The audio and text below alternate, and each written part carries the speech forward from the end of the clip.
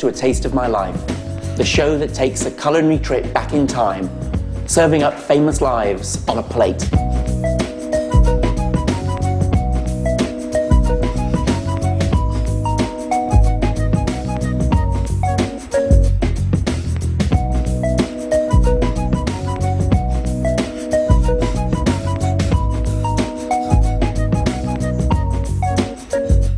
Next half an hour, we'll be telling the life story of a famous guest by remembering, cooking and tasting the food that has gone into making them who they are. Through the lens of food, you can find yourself on a surprisingly intimate and revealing journey, which is precisely why we're going to be feasting on the smells, tastes and flavours of yet another famous life. A great singer and all-round entertainer. He's done time as a children's TV presenter. Welcome to the second edition of Live and Kicking. Yeah, we're with you for the next 3¼ hours, and we're glad you could join us this morning. He's recently smashed his way onto our TV screens as the intergalactic rogue and flirtatious time traveller, Captain Jack Harkness. Yeah, you want a little rough and tumble, huh? Well, let's make it a fair fight.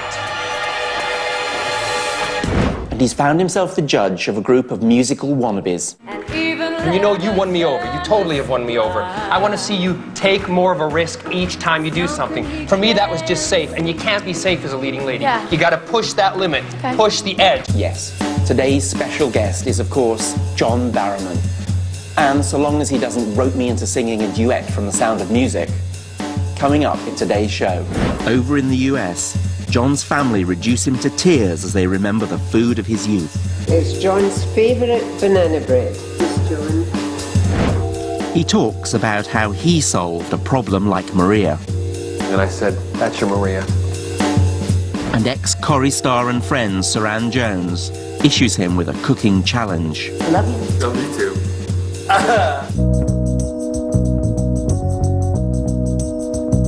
John Barrowman, welcome to A Taste of My Life. Thank you. Now, you were born in, actually I was going to say America, but you're not, you're Scottish. No, I'm Scottish by birth, born in Glasgow.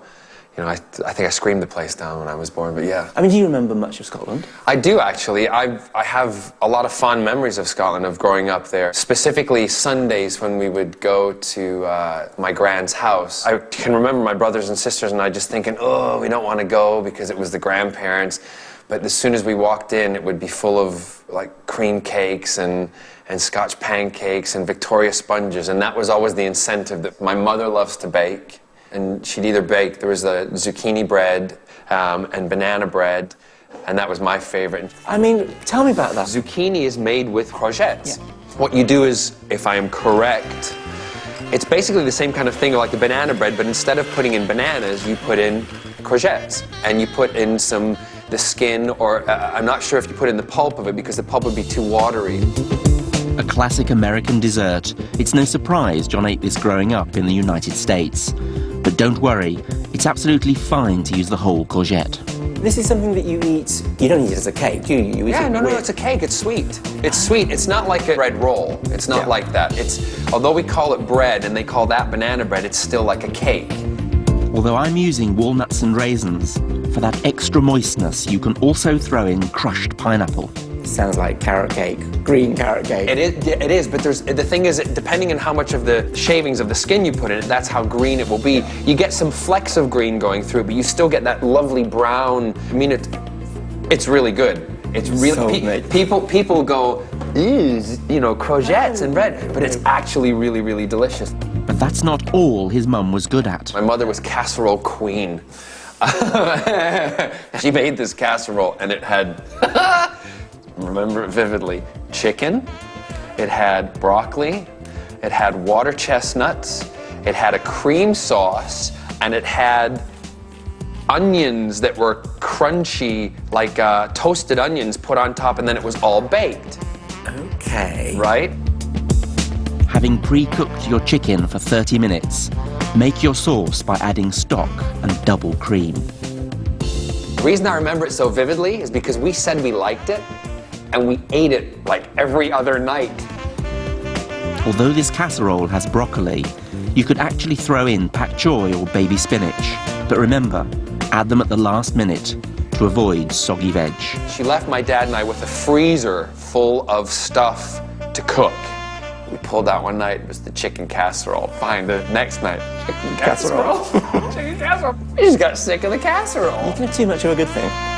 Sprinkle the caramelized onions, and it's time for John to remember growing up in the USA.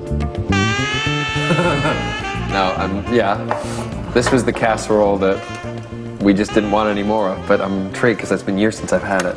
So tell me, were you bullied for being Scottish? Yes, absolutely. American kids, if you're different in any way, they'll make fun of you, right? And so here I show up being this kid who has a funny accent. This one kid, and I hated his guts, and he sat on top of me and wouldn't let me get up to go to the swimming lesson.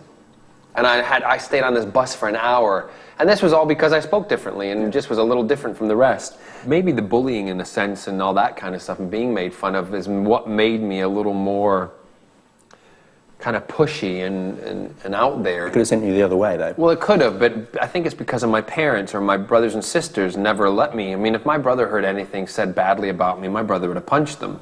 That's what big brothers are for. Yeah.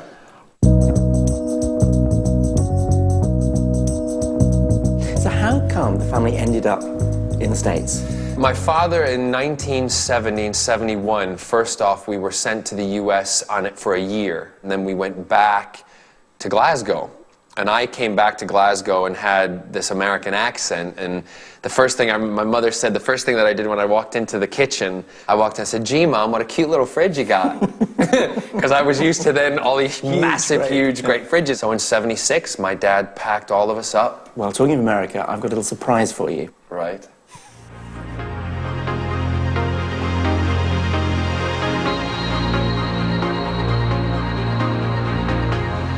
My mother's Wedgwood house. It's John's favourite banana bread. With nothing in it, John, pure bananas. He was a typical boy when he was growing up, but he loved the theatre. When we had parties, I would say to John, "Come on over, come on and sing, John." And you sing, and I'd give him a wooden spoon, the baking spoon, and that would be his microphone. Oh, this was John's favourite, yeah. This had to be made every week. Yeah. Now, I haven't made this for years. He got all his talent from his mother. And in the early days, my contribution was a credit card. But now, John gives me a credit card. When he's in a show, every night is first night. Third of a cup of the buttermilk has to be buttermilk. John, don't faint. I'm in the kitchen. Dad is in the kitchen. He is going to Pretending to help. pour a little at a time. He certainly has the talent, and he's just been a very good son. I love him dearly. See you, John, but there's some things I need to tell you. I don't need any more shoes. I don't need any more pants. I don't need any more shirts. I'd like a Rolex. So would I.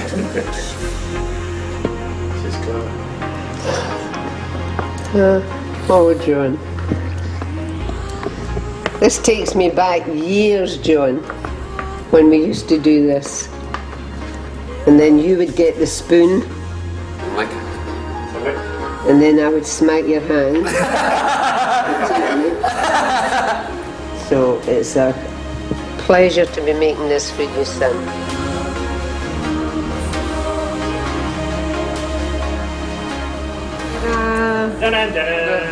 perfect. Oh, Success, John. There you go, Beautiful. your lovely banana bread. Banana bread, courtesy of John's mum.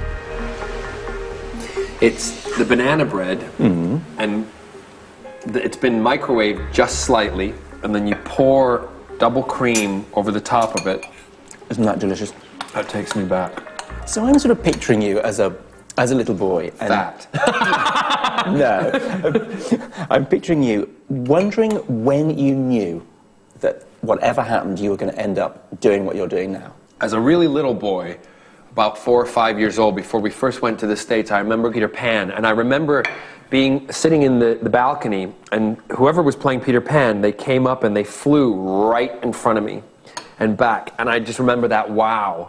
I mean, halfway through the show, my mom just turned and she said, "This is what you want to do, isn't it?" And I said, "Yeah, I can't tell you how much I want it."